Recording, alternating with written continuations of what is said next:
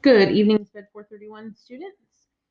We are going to be looking at an FBA and a BIP tonight for a student that I am currently working with.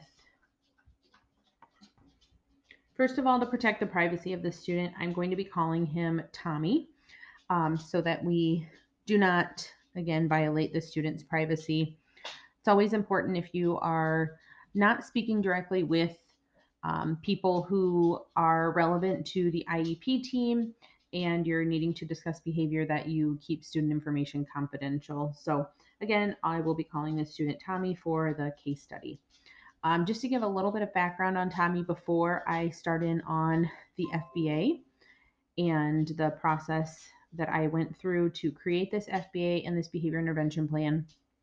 Tommy is a student who we are adding in behavior supports. He has not currently had behavior supports. However, behavior has been a concern in the past.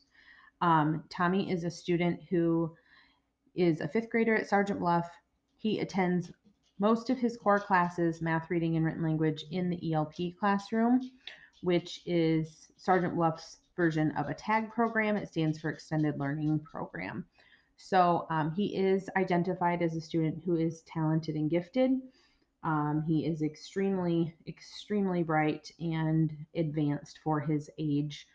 So he receives, like I said, most of his core instruction in a program for students who are considered talented and gifted.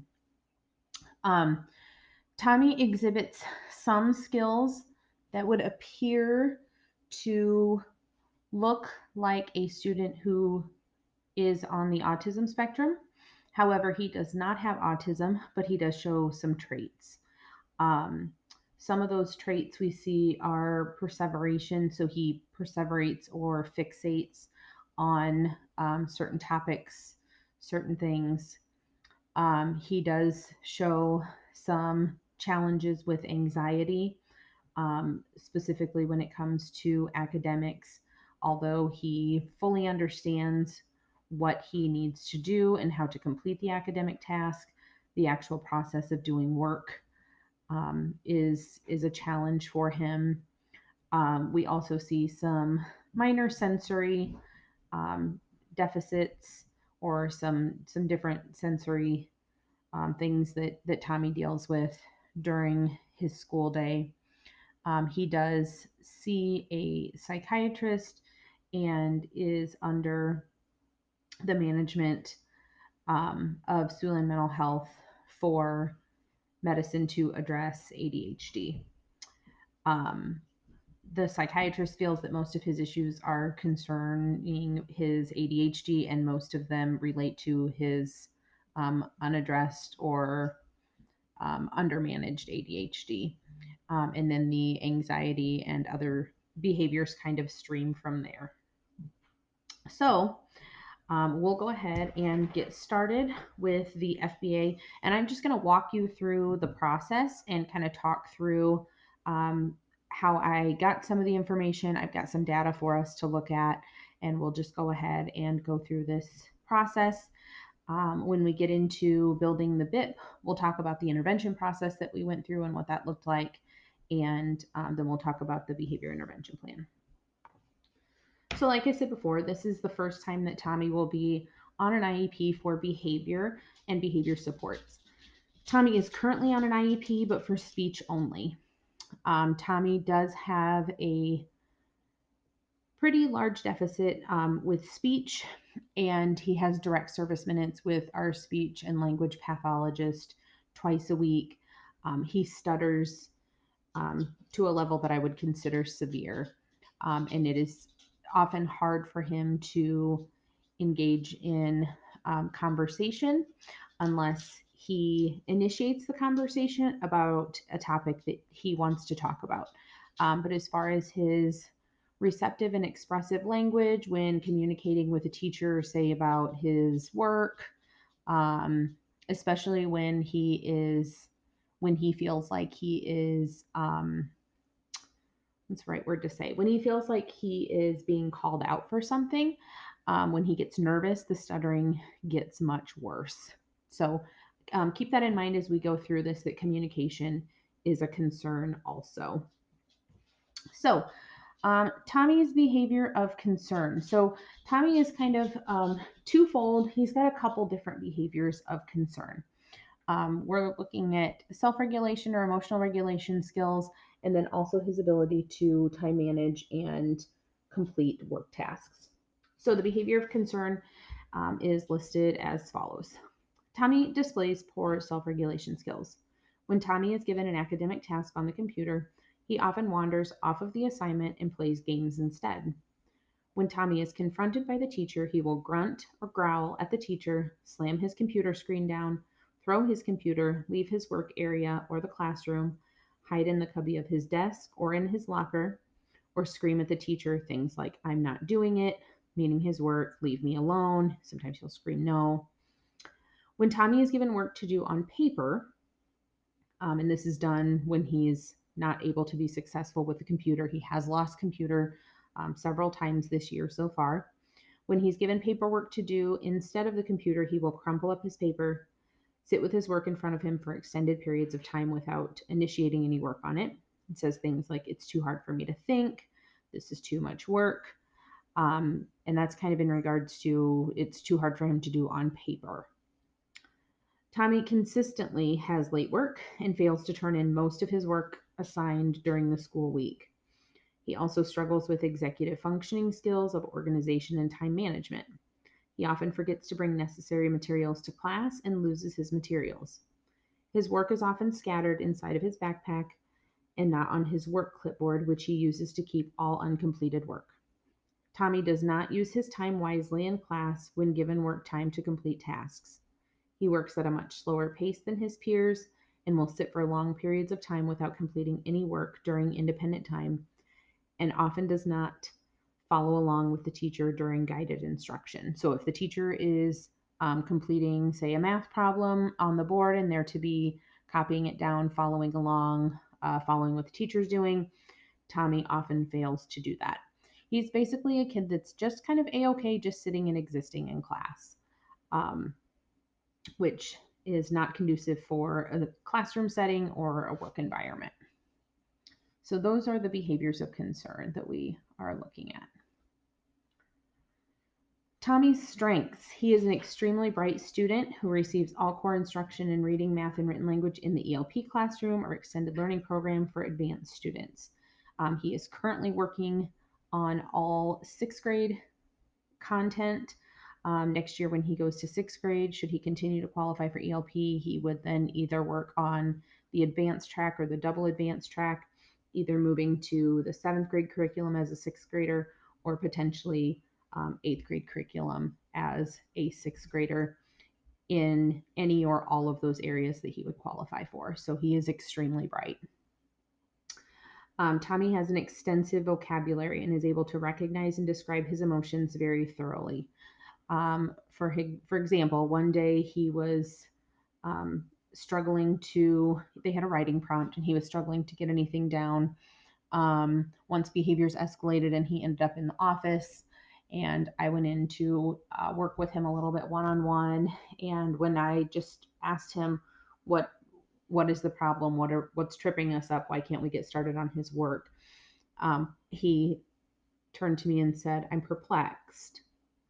And I said, perplexed? What do you mean perplexed? And he said, well, I'm perplexed because the writing prompt says this, and this, but my teacher, Mrs. Vanderscaff, said this, and this, and I'm trying to understand how to make the two match and how to correlate my answer with her response. So right there, that just tells you how bright he is. He uses extensive vocabulary and he uses it correctly in context. Um, he recognizes the feeling of success when he is able to complete his work on time and accomplish goals. So we've worked on setting just some short-term goals, basically for small assignments at a time. When we chunk his work and set a time frame goal, and he's able to complete that, um, Tommy will kind of sigh in relief and say, oh, it feels so good to get some work done and to have something accomplished and get my work done on time. So he understands the intrinsic feeling of what that feels like to get his work done. So those are definitely some strengths that not all kids his age may feel.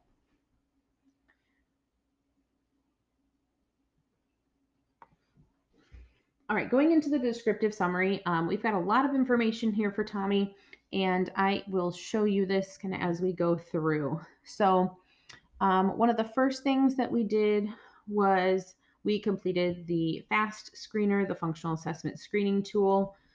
I completed it as well as Mrs. Vanderscaff, who is the ELP teacher for the elementary school.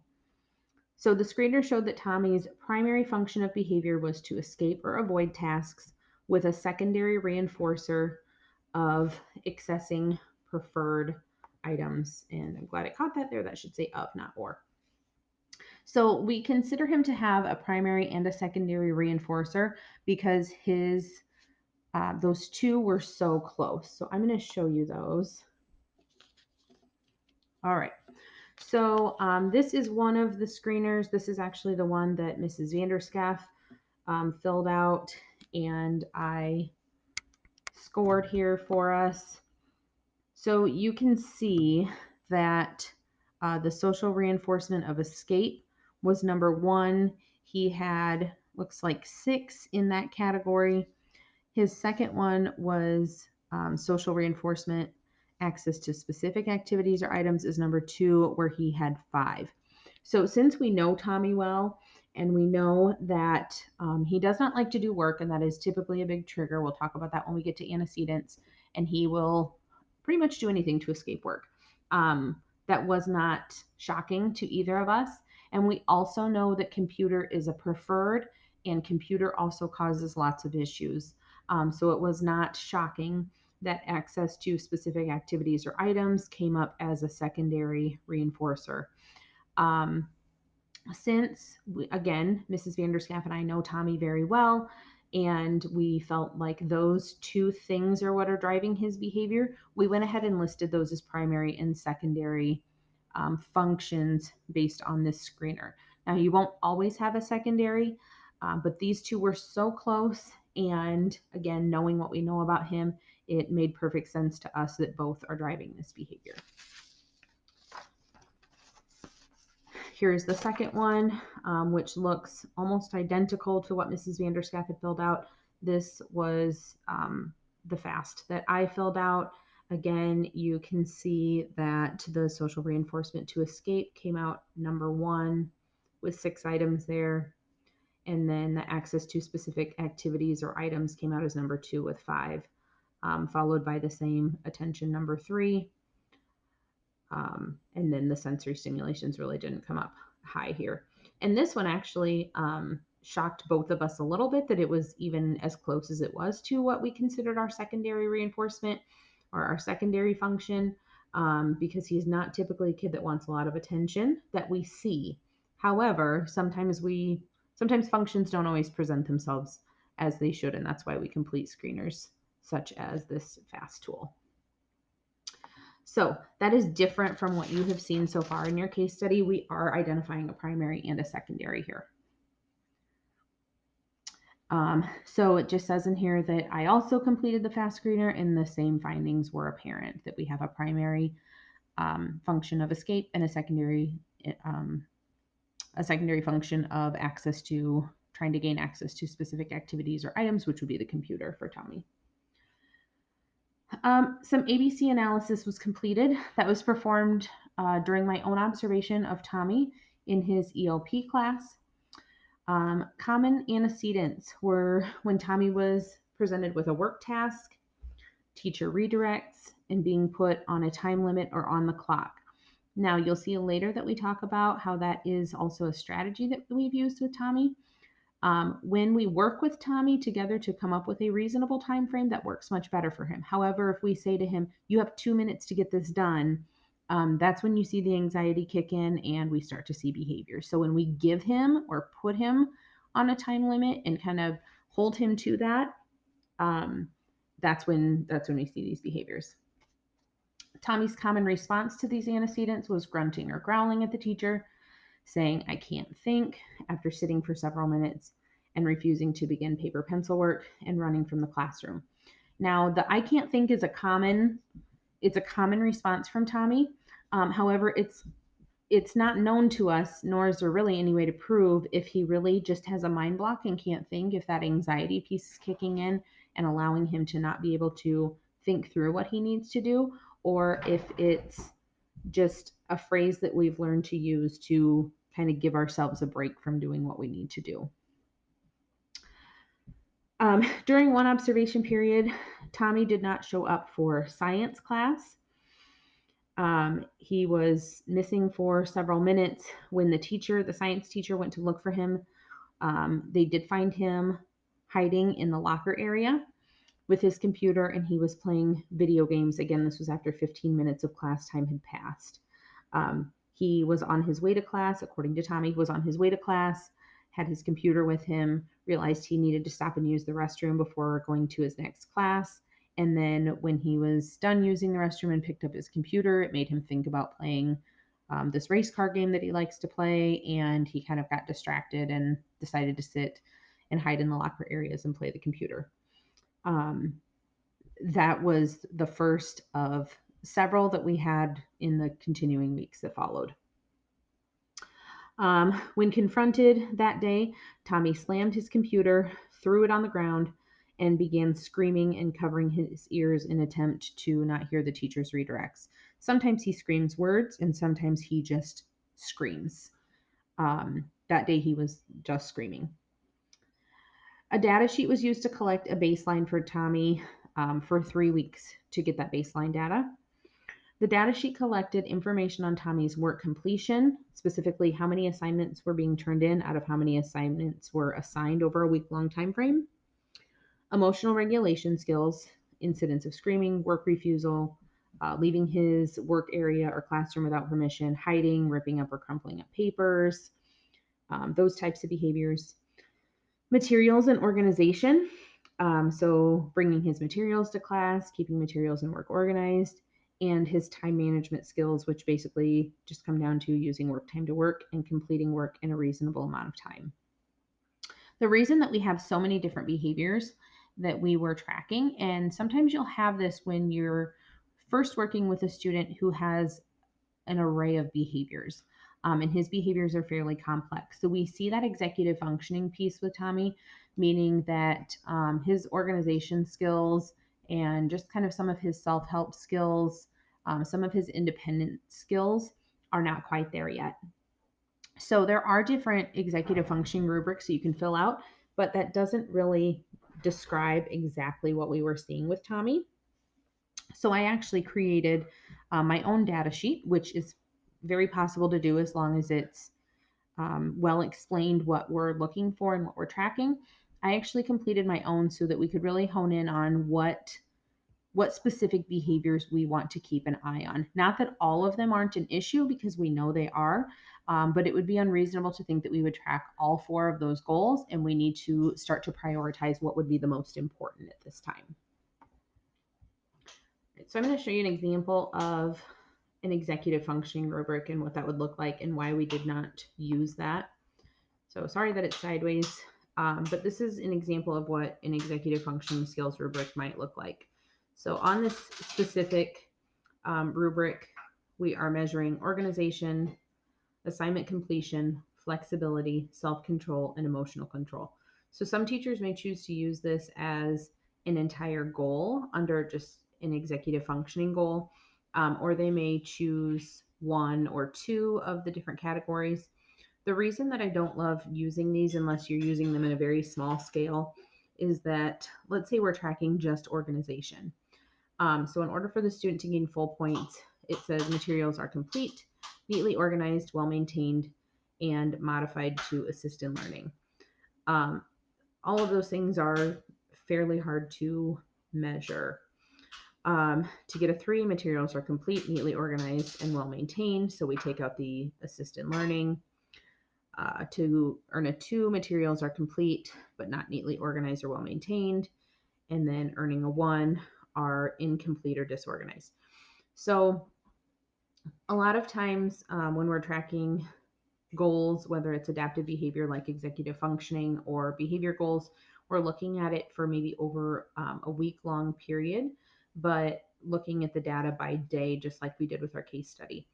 So unless you're filling one of these out every day or in every class, you may get inconsistent data.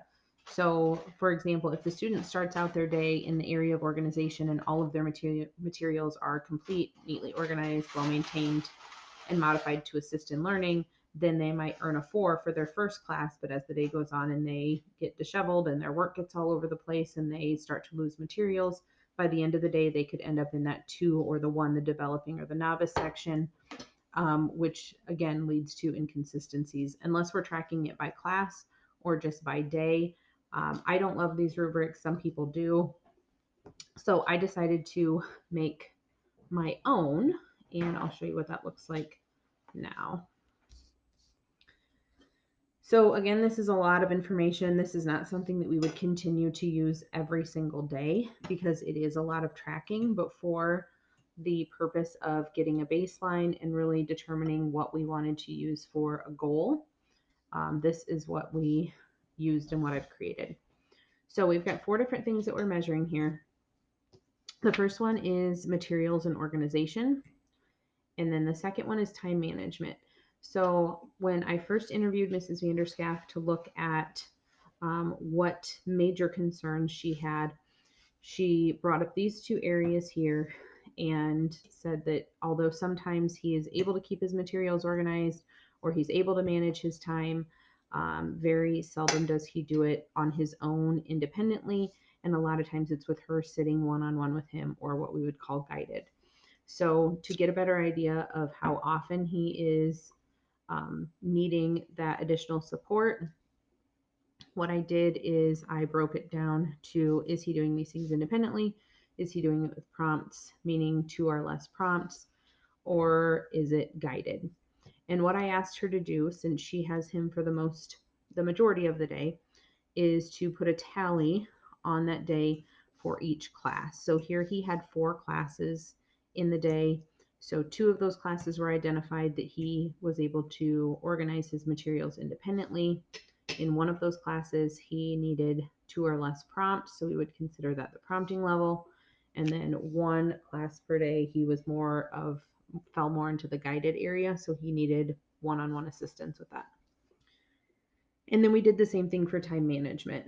And we looked at how often he was able to manage his own time independently with 2 or less prompts, or at the prompting level, or then at the guided level where he either needed more than 3 prompts or he wasn't able to do that on his own. So on the back of this data sheet, we have here our definitions, our operational definitions of each. So materials and organization is bringing materials to class and organizing work or materials. So 1 tally mark will be given in the appropriate category at the end of each class.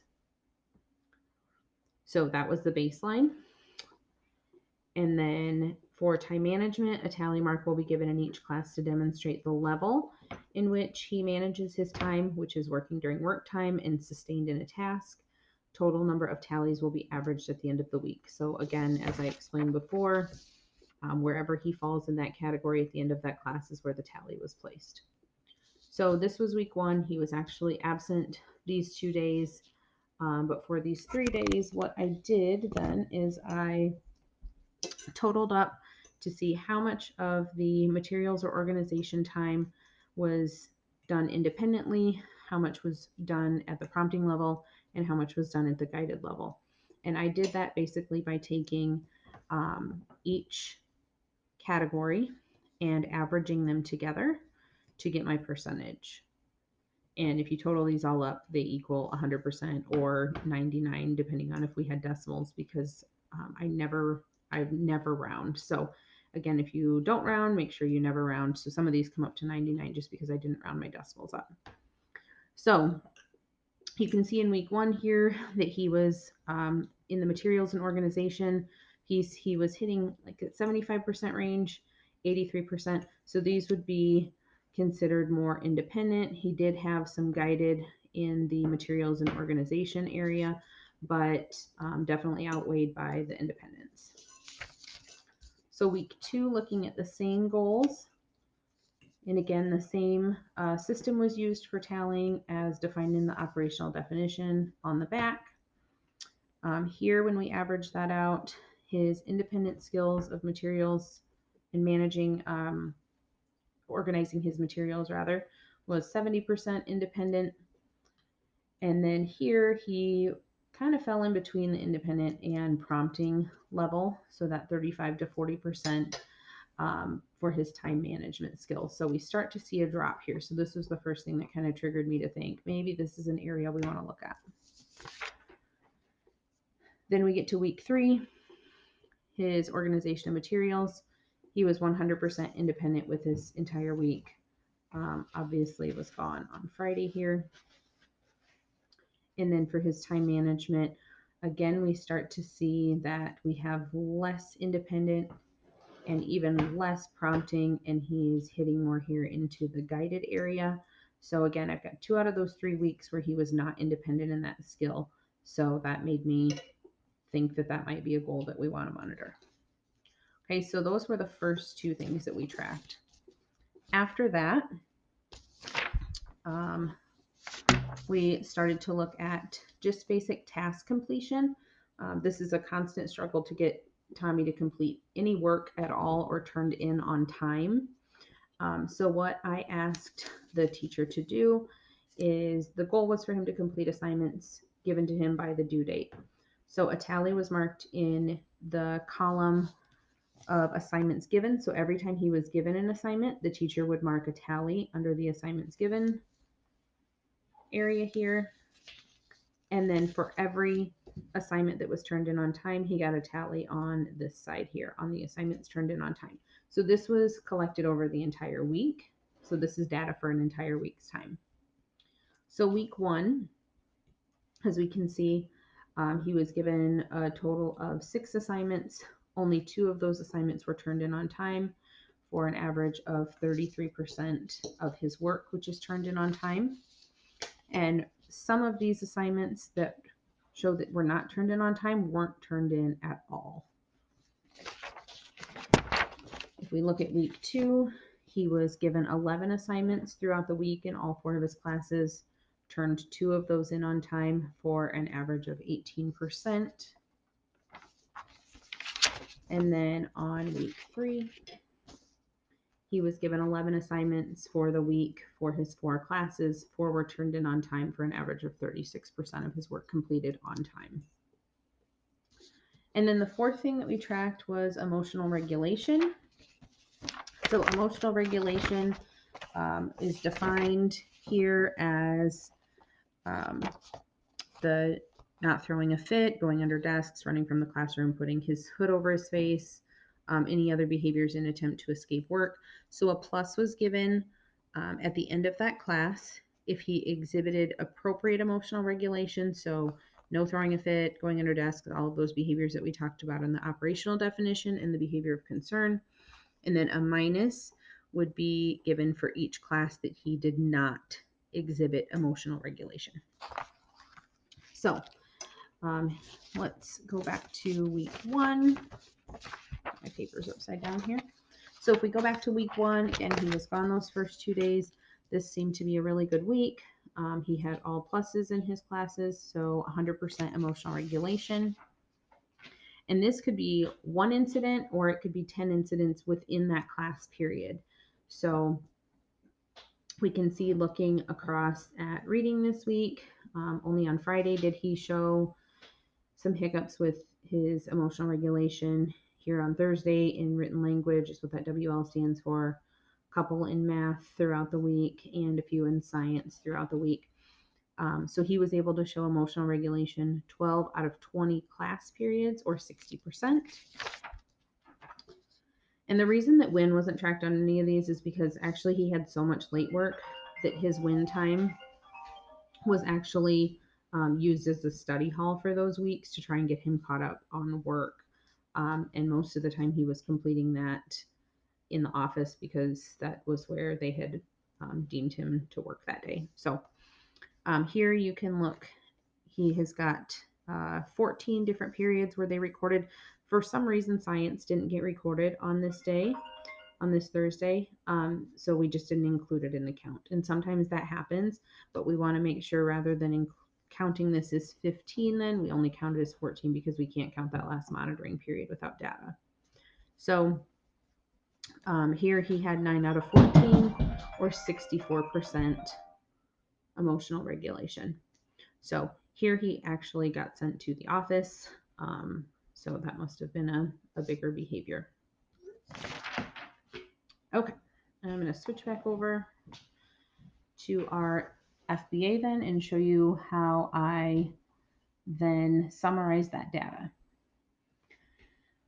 So this is the data that was pulled directly off of the data collection forms that I just showed you. So the work completion by week again was 33%, 18%, or 36% for a median score of 33% of all assignments given completed on time. So the reason I used a median score here, sometimes when we average, we don't get the best picture of what's actually going on. So a lot of times I will use a median score, so just that middle range score. That second one, emotional regulation skills by the week, he had 100%, 60%, and 64%. If I average those out, it comes to like 72 or 73%, which is really not a great picture of how often we see these behaviors. So sometimes it's less about, sometimes we really have to take into consideration what we do with the data. We're not changing any of the data. It's just sometimes the way that we choose to present it doesn't give us a clearer picture of what's going on. So the median score there was 64% of exhibiting emotional regulation during academic times. Materials and organization by the week. So I broke this down by the 3 categories. So independently, 75, 70, and 100% for a median score of 70%. With prompts, which was 2 or less prompts, 8%, 20%, and 0% for a median score of 8%. And then on that guided level, more than 3 prompts or not able to organize his materials at all was 17%, 10%, and 0% for that median score of 10%. So again, looking at this data, since he's mostly in that independent range, that tells me that I may not need to write a goal on that skill area. And then the last one, the time management by week. Independence was 83%, 35%, and 21%. So we saw a decrease over the 3 weeks for a median score of 35%. With 2 or less prompts, 8%, 40%, and 8% for a median score of 8%. And then the last category was guided or more than 3 prompts, or again, not at all, was 8%, 25%, and 71%. So there we saw obviously the decrease in independence and the increase in the guided area for a median score of 25%. All right, so the next piece we have to look at in the FBA are the student skills. So are there skill deficits related to the behavior of concern? And yes, there are some skill deficits. Tommy lacks the ability to regulate his emotions when he is upset. Although he can identify his emotions, he's not able to choose an appropriate coping skill instead of demonstrating the behavior of concern that's listed above. He lacks age-appropriate time management skills. He is not able to prioritize work and gets overwhelmed with having a lot of work to catch up on. So when we look at his planner at the end of the day and we look at what work he has to do, he is not able to independently, even though he's got due dates on everything, or can look and see how late an assignment is, he is not able to actually structure those up and prioritize them to figure out which one he should do first. And the list just gets big, and it's really overwhelming to him. Tommy struggles to verbalize the need for a change in his work, preferences, or ask for help. So some of this may be due to that speech deficit that we talked about earlier, the stuttering, especially when he gets very anxious and nervous, his stuttering gets really bad. It can sometimes take him upwards of a minute just to get a sentence out. So again, his stuttering is more in the very severe range. This also includes using appropriate volume and tone when making requests. So instead of saying, I need a break, or I need help, or I need something about my work changed, he tends to raise his voice and use kind of a negative, kind of crabby, disrespectful tone with teachers. So those are some skill deficits that he exhibits. So the next part, does the student display appropriate skills instead of the behavior of concern? Yes, at times he does.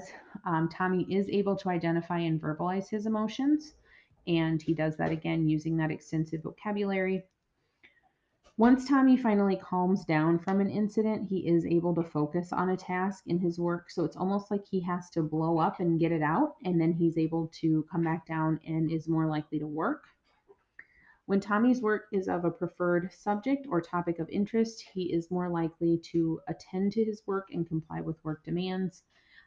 They were last week researching different careers, and although he was not able to use the computer and upset about that at first, once he told us what career he wanted to explore and we printed off some research for him to look at, he worked through that, read through the materials, and he was really motivated to finish his work. So if it's a preferred subject or topic of interest, we're more likely to see him comply. At times, Tommy is able to attend to a task and use his work time to work. This behavior is more likely to be observed when technology is not being used. And I say that because, again, he wanders on the computer and does not stay where he's supposed to stay. Um, and his if his teacher is with him one on one, so both things need to be happening simultaneously. He needs to not be on the computer, and a teacher needs to be attending to him one on one to help prompt him through his work. Now there's days where we see that that doesn't work, so I just put down at times that is what we see. It's inconsistent at this point. Okay, what about the behavior is concerning? So, Tommy's lack of emotional regulation causes disruption in the classroom. The teacher often has to stop teaching to deal with Tommy's behavior and spends much of her time prompting him to work. He has also missed out on instruction due to his behaviors, has even attempted to skip class, talking back to the time that he was found in the locker area playing computer games instead of going to science. His behavior can cause property damage when he slams his computer screen down or throws his computer. Tommy's grades are suffering because he is just not completing his work. He is constantly behind on his work. He's missing out on valuable instruction time when he's not able to stay in class or when he is several days behind work. Now, another thing that I will note is Tommy's attendance is also not great. So then missing several days of school at a time also causes him to be even further behind. And then we just kind of get into that downward spiral. So the expected or desired performance. So again, remember Tommy's a fifth grade student. So this was based on peer comparison data and school norms that were regulated by our PBIS system.